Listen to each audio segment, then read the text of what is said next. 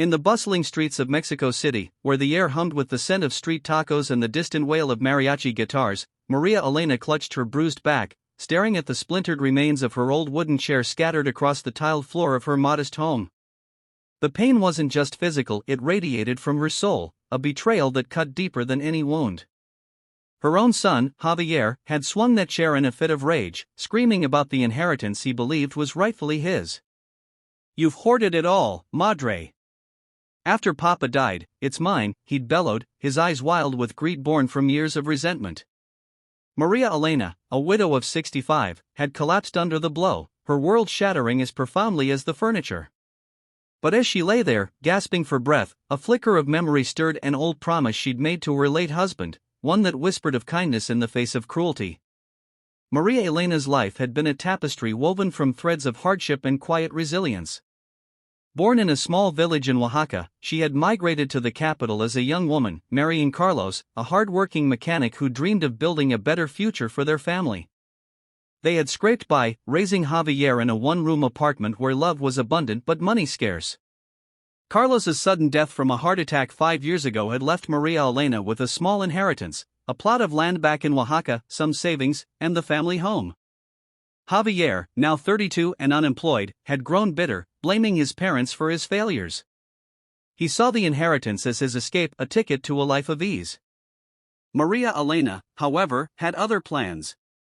She had always believed in the power of giving, inspired by her own mother's tales of communal support during tough times. La humanidad es imide por lo que das, no por lo que guardas, her mother used to say. Humanity is measured by what you give, not what you keep. As days turned into weeks after the incident, Maria Elena isolated herself, nursing her injuries in silence. Neighbors whispered about the scandal, but she refused to press charges, her heart heavy with a mother's unwavering love. Javier, meanwhile, vanished into the city's underbelly, consumed by guilt and shame. He wandered the markets of Tepito, haggling for cheap trinkets to sell, but his mind replayed the scene endlessly. How had he become this monster?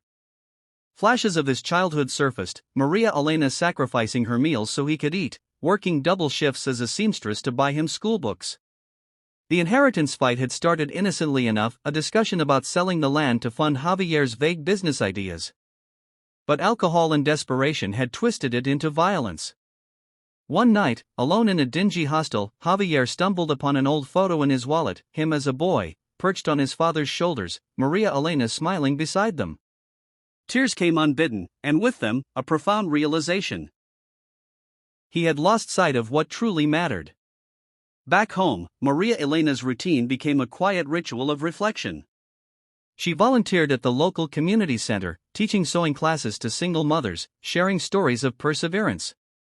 It was there she met Rosa, a young woman fleeing domestic abuse with her 2 children.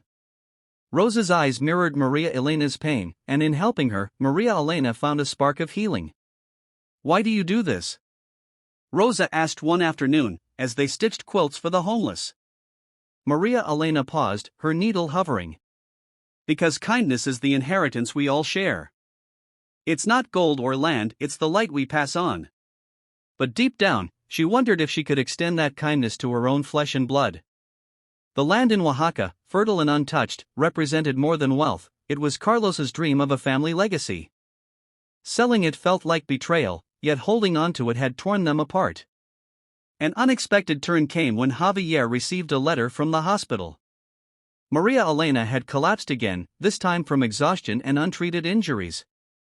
Rushing to her bedside, he found her frail but alert, her eyes softening at his sight.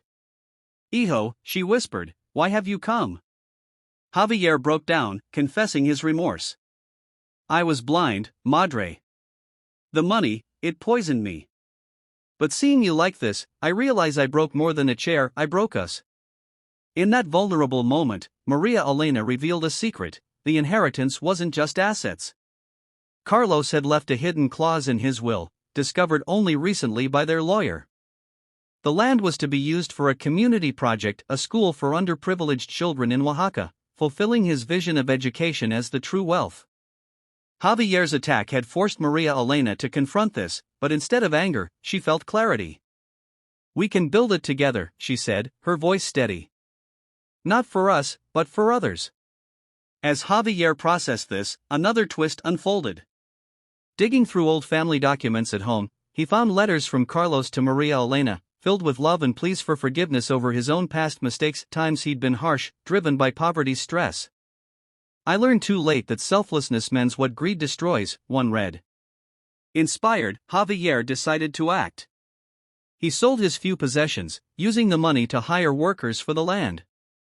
But the real transformation came when he approached local philanthropists, sharing his story of redemption. To his surprise, donations poured in not because of pity, but because his honesty resonated. "I've seen the darkness in myself," he told them, "and now I choose light." The emotional climax built over months as the project took shape. Maria Elena, recovered but forever changed, joined Javier in Oaxaca. The village welcomed them, but tensions arose when old rivals claimed parts of the land. In a heated town meeting, Javier stood before the crowd, his voice trembling. "This isn't about ownership, it's about humanity. My father dreamed of a place where every child could learn, regardless of birth. I once hurt the person who loved me most over this very land. But today, I give it freely. Let's build not walls, but futures." His words hung in the air, and then, an act of profound compassion, Maria Elena stepped forward, handing over the deed not to Javier, but to the community council. "Take it," she said, tears streaming. "Let it be a symbol of what we can achieve when we choose kindness over kin." The room erupted in applause, but the true impact hit when Rosa, now a teacher in training, arrived with her children. She hugged Maria Elena, whispering, "You've saved us all."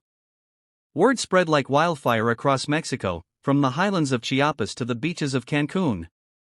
Newspapers dubbed it La Herencia del Corazón, the inheritance of the heart. Javier, once a symbol of familial strife, became an advocate for mental health and family reconciliation, speaking at events about the power of forgiveness. Maria Elena, with her quiet strength, inspired women nationwide to embrace selflessness in adversity. Together, they oversaw the school's opening, where children laughed and learned under roofs built from redemption. In the end, as Maria Elena watched Javier teach a class on empathy, she felt a warmth that eclipsed any pain. The broken chair had been the catalyst, not the end. It taught them that true inheritance lies not in material wealth, but in the acts of generosity that bind us. For in a world often divided by greed, it's the selfless heart that heals, inspires, and endures. And so, in the vibrant soul of Mexico, where stories of struggle bloom into triumphs, Maria Elena and Javier proved that humanity's greatest power is the choice to love beyond the hurt, leaving a legacy that echoes hope for generations to come.